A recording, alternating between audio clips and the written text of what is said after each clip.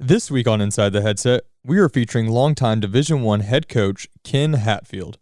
In this episode, Coach Hatfield highlights what inspired him to get into coaching, shares his personal philosophy for leading a football team, and explains why he enjoys attending the annual AFCA conventions. But first, a word from our sponsor. The Werner Ladder AFCA FBS Coach of the Year Award is the oldest award given by the American Football Coaches Association and embodies the nature of respect more than any other award in the game of football.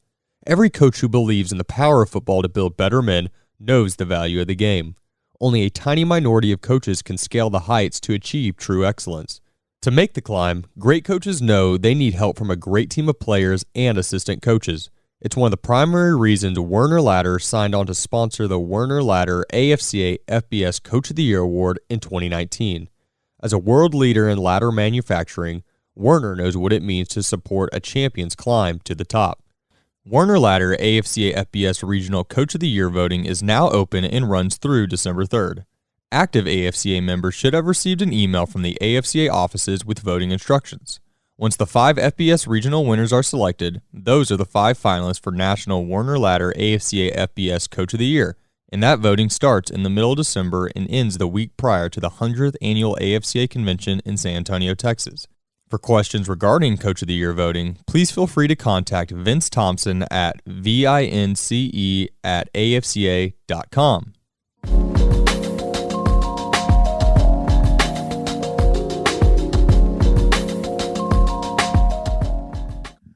Coach Hatfield, it's a pleasure to have you on. How you doing? I'm doing great this morning. Glad to be alive. Yes, sir. Well, you've had a heck of a career. Stops at as a head coach at Air Force, Arkansas, Clemson, Rice. Totaling over 25 years. Done some amazing things for us here at the AFCA in your personal career. So once again, the pleasure is all mine to be on with you. So just talking about that longevity that you've had in this great profession, you kind of dedicated your life to the advancement of this great game of football. What inspired you to be a coach? When did you know you wanted to be a coach? When did you know you wanted to be a head man for some of these amazing programs that you got the opportunity to coach for? Well, I think it goes back to my high school and junior high coaches. And even before that, when I was 11 years old, fortunate to have a little league baseball coach named R.C. Kennedy in Texarkana. And he was such a perfectionist. He wanted to be sure you could bunt, you could hit the ball, but do the fundamentals. And he cared enough to discipline us when we get in trouble. And he just had a great care. And he ended up being a girls basketball coach in Sherman, in Texas, at a girls' school down there. And just a great guy. But he ended up coaching little league boys till he was 91 years old and he passed away. Wow. But I think it was the influence that he had at that early age. And I went into football. I was very fortunate to have coaches. Once again, I got kicked off the team twice to get my attention, whatever it took. They loved me enough to kick me off the team. But I think I majored in accounting at Arkansas and had planned to go into accounting. And when I had an opportunity to go to West Point, the U.S. Military Academy, and coach while I was in the Army, it was there that I saw really, I thought, my mission. I can still remember, being honest, going to the athletic complex the very first day, walking through the snow, going to the complex over there. And I can remember reading a sign up there from General Douglas MacArthur. And it said, "Upon these fields of friendly strife are sown the seeds that on other fields, on other days, will bear the fruits of victory." In the 2.5 years I was coaching there, I knew and understood what he was talking about, that it's learning to be a leader. And I thought the whole mission of coaching is teach leadership through the game of football, because all football players, as we know in college, are leaders, because they're always looked up to by younger people, by fans, by boosters. And so it's learning how to handle all those situations that football offered. In the 2.5 years I was coaching there, that's when I knew that's what God wanted me to do. Coach, that's amazing, and I tell you why. So I actually I didn't finish my career at West Point, but out of high school I signed to go to West Point. I played for Coach Todd Berry there, who was our current executive director. So I've certainly walked out and slapped that sign on my way out onto that field. So I know all about that. And the fact that you just quoted that word for word, it actually gave me goosebumps because I couldn't remember it exactly. But that's awesome that you still remember that and how impactful that is. I mean, the leadership skills that you learn there as a cadet. That was some of my inspiration actually to get into coaching as well, just developing as a leader. So I can attest to that. And I thought what also was amazing is the fact that at 11 years old, this guy had such an impact, in Little League Baseball, teaching you how to bunt, and indirectly had an impact on these kids at Arkansas and Air Force and Clemson just because he motivated you to be better, do better, and get into this great profession. So it's just crazy how that works out. Yes. And so now, as I mentioned, you had the opportunity to be the head coach at several schools over 25 years. What was your personal philosophy as a head coach? Like, what was the thing whenever you took over these several different programs that you wanted to come in and instill into your players that allow for you to be successful and be the head man at all these places? Well, I took over. I was very fortunate to go to Air Force Academy with Bill Parcells. Bill and I had coached at West Point together. And when he got the head job in 1978, I was his offensive coordinator. And after 1 year, Bill left to go to pros, and I ended up getting the head job at Air Force. We weren't very good, but we were consistent anyway. But anyhow, I just tried to figure out, again, a philosophy. And it stuck with me. There was only three things that I really wanted all the players to get from our program, no matter what we won, lost, or whatever. Number one was I wanted them to be thankful to God every day that they had the opportunity to play the great game of football and learn the lessons it has to teach. So many kids aren't big enough, aren't strong enough. This isn't what their calling is. So I said, don't take it for granted, though, that you get a chance to play this great game of football. And with that opportunity comes a responsibility the way you live because so many people are watching. So number one, be thankful every day that you're healthy enough to play the great game. Number two, we only had one real motto in our whole team. And that says, I will play my best this play. I found that all the great games that we saw over the weekend and everything, and when you look back and you grade the film, all the coaches and players will look, there's only one or two plays that made the difference in the game.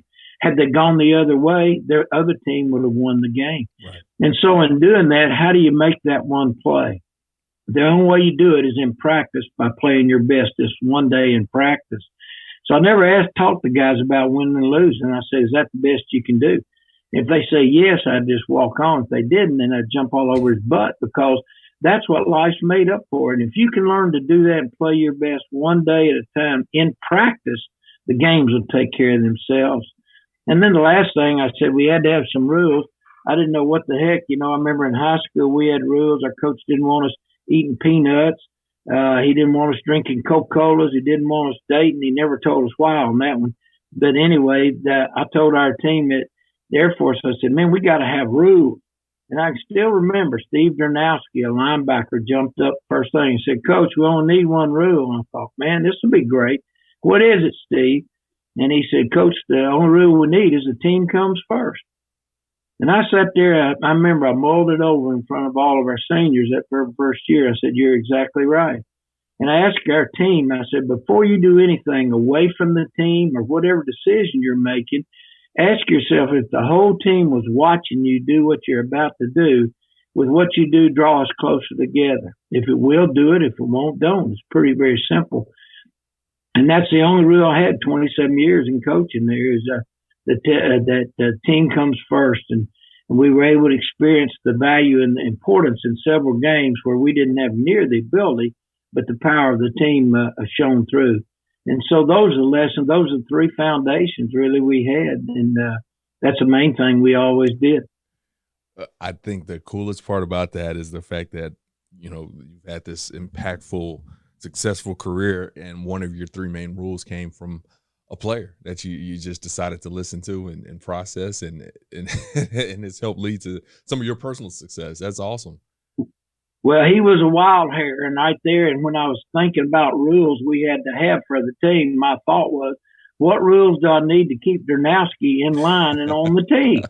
And so that's why he was my model of trying to come up, and I had a whole bunch of rules I thought we were going to go over.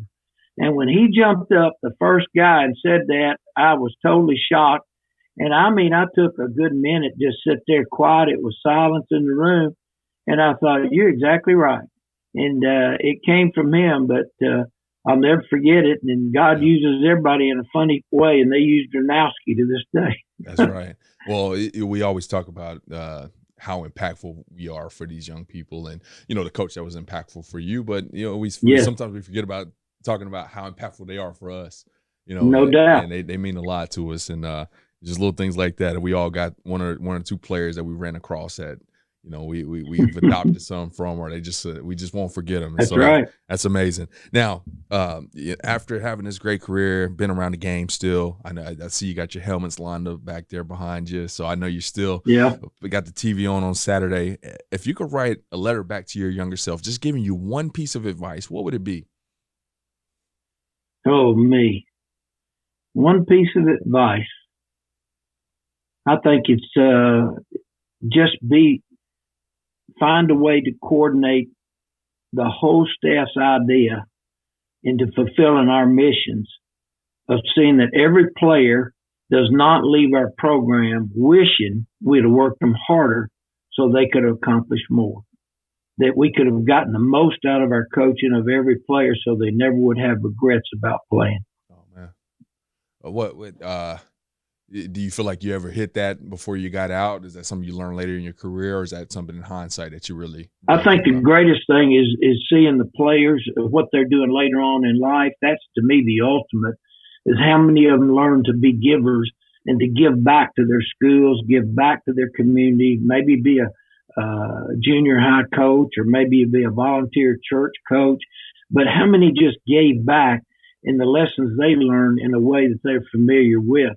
And to me, that's what football and the game of it is what you do with it and the lessons you learn that make a difference in someone else's life. Because all we have is what we pass on to someone else. We can't take it with us. Amen. Well, you talk about giving. You had the opportunity to give back to the AFCA for a long time, and even had the chance to serve as the president in 2004 while you were at Rice. What were some of your responsibilities, and also, what motivated you to want to give back to the AFCA and be a part of that board and work your way up to be a president?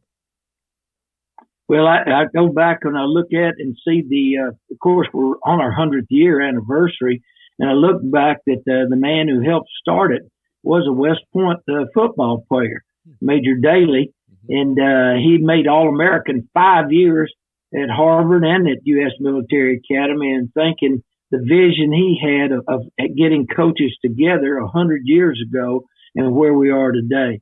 And I think that it's just an honor and again, the opportunity to grow.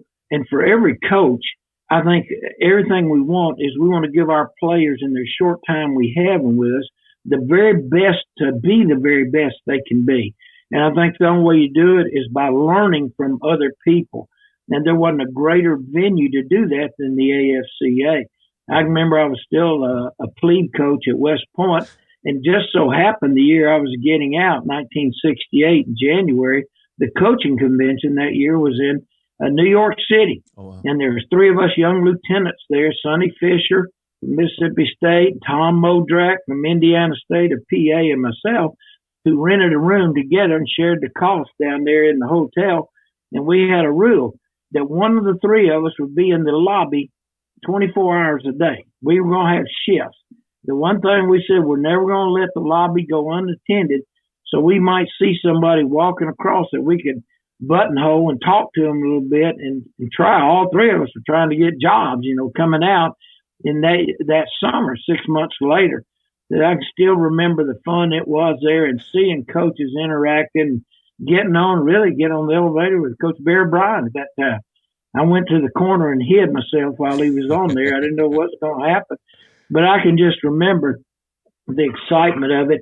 And I don't think, the only thing all 3 of us, we made all lobby team. I know that year. But I thought the greatest thing could happen is every year, the idea there was no place you could go to share ideas, more things were changed and learned in people's rooms with coaches gathering together and the doors are open, people coming and going. And it's expanded so much through the years since that first one I went to in 1968. And I've learned several things there that I used in coaching that I thought made a difference in coaching that I didn't know about. Coach, that's really funny because you see things evolve, you see things change. The game itself of football has changed. NCAA recruiting has changed. Everything changes. But the fact that you go to the convention and you got some guys holding down that all lobby team, that just won't ever change. That doesn't change. That doesn't change. And I tell you what even comes full circle is that there's some coach out there that I'm going to get on this podcast one day. He's going to say, I hopped on that elevator and Coach Hatfield was on there and I tucked my way in the corner. Yeah. How about that? Yeah. At that point, I don't think so, but at that point, you never thought that I'd come around, but that's what makes this game so great is that, you were once that guy in the corner, intimidated by Bear Bryant and, who knew you would be trying to beat him in a few years after that. Though the thing I think is just the many people that you meet at the convention you read about. You don't have a chance to personally see a lot of time. And every year we had like Bob Reed, who won the national championship about 5 years in a row at Augustana College and all. I can still remember him being on the board and things that I learned from him. There's so many people that made a difference later on that maybe we weren't playing, but they would share an idea to. It was just such an opportunity to see and look around and try to get. And I have not had any coach that eventually you wanted to learn something from that you couldn't walk up and ask, and They would always give you the time or find the time or said, I'll get back with you when I get back. And there's no greater opportunity to do it and just sit there and marvel at the dedication and the power of influence that these coaches have, that many of them all gathered together. It was just such a great opportunity each and every year. It's once in a year opportunity, really. And I just would encourage any coach at all levels to attend a coaches convention because I guarantee you'll get so much more out of it than you ever thought. Coach, I'm going to kind of wrap up here. I kind of want to get a little line about this being the 100th year. And I think it's important to get a line from you, number one, from your impact and your contributions to the AFCA over the years. Been the president, been Alonzo Stagg award winner in 2015. But we're celebrating our 100th year. Kind of talked about that. Going to be down in San Antonio. You've been to over a quarter of these things, which is amazing. I mean, there's coaches in here that haven't been alive that long, and you've been to a ton of these. What would you say to anybody that might be on the fence? We got a ton of coaches that still don't know about the AFC. They're learning about it. What would you tell them to get down there and make sure they're a part of this thing? I think that's just an obligation you have to fulfill yourself and to grow as a coach. I promise you'll never go to the convention that you don't come back using something that you only could have gotten at the convention. And it'll be a life-changing thing. I know I went to one convention to listen there, and one coach get up and talk about he went from 0-10 to 14-1 in 1 year. I said, man, I want to know what that guy did. Mm-hmm. You know what he did? He changed it, and he only had one pass protection. And I thought, man, that's amazing. And I went back, and we put that in, both in our play action and that. We only had one pass protection. And because in flexbone and wishbone we run there, you couldn't get all those guys out. So we started putting our halfbacks up behind the tackles, and we had the backs and fullbacks all assigned linebackers where they could block if they blitzed, but if they didn't, they could get out in the route. And it changed us completely. We were able to run and throw then for the next couple of years. But I guarantee you there's not a single person that goes to convention who will not go home better prepared and an opportunity to meet people and make a difference. They will be a much better coach when they go back home. So thank you for what you and Todd Berry are doing, and Grant Taft, Charlie McClendon, and all the AFCA people that work it. I mean, my congratulations, hats off to you, all the volunteers and the people that work registration, the advertisers we have. It's the greatest thing going, and I wish nothing but the best for this 100th year anniversary because all these coaches going to need it for the future with everything that's going on right now. Absolutely, Coach. Well, I know you just gave us a ton of thanks. Thank you for making this organization great. We're only going to ever be as good as the coaches that are willing to pour into our organization and share their ideas and do those types of things. So much appreciation to you, your great career, and what you've done for us here at the AFCA. And look forward to seeing you down there. Okay. All right. Good to see you. Thank you. All right. Thank you, Coach. Thanks for listening to this week's episode of Inside the Headset. If you heard anything on this episode that you would like to learn more information about, head over to afcapodcast.com, where you can find every episode and all of the corresponding show notes. While you're there, take a second to rate, review, and subscribe to the podcast. If you have any questions, comments, or suggestions for the show, please let us know by sending an email to podcast@afca.com. Make sure to follow the podcast on Twitter at Inside the Headset and tag it when you share each episode. You can stay up to date with all things AFCA by following the @WeAreAFCA Twitter account. Every episode of Inside the Headset can also be found on your favorite audio streaming platforms such as Spotify, Apple Podcasts, and YouTube. If you are not currently a member of the AFCA, be sure to find us online at afca.com and apply to join over 10,000 NFL, college, and high school coaches from around the country who are striving to be the best they can be. With an AFCA membership, you gain invaluable access to the annual AFCA convention, the bi-monthly magazine, and the new and improved digital library, which contains thousands of videos and articles contributed by hundreds of current and former football coaches. You can also visit afcainsider.com to sign up for our free weekly email newsletter on the right-hand side of the screen. It comes out every Tuesday at lunch and is filled with great articles and stories written by many of the same coaches you hear on the podcast. It's geared to help you become a better coach tomorrow than you are today. Be sure to connect with me on Twitter at Coach Mario Price. And remember, the AFCA is not just an annual convention. It is an association that continually promotes education, guidance, and networking. But it is also so much more than that. The AFCA is about celebrating the past and educating the future. It is about developing great coaches who will produce great teams and even better people. So invest in your skill set and impact today by engaging with the AFCA.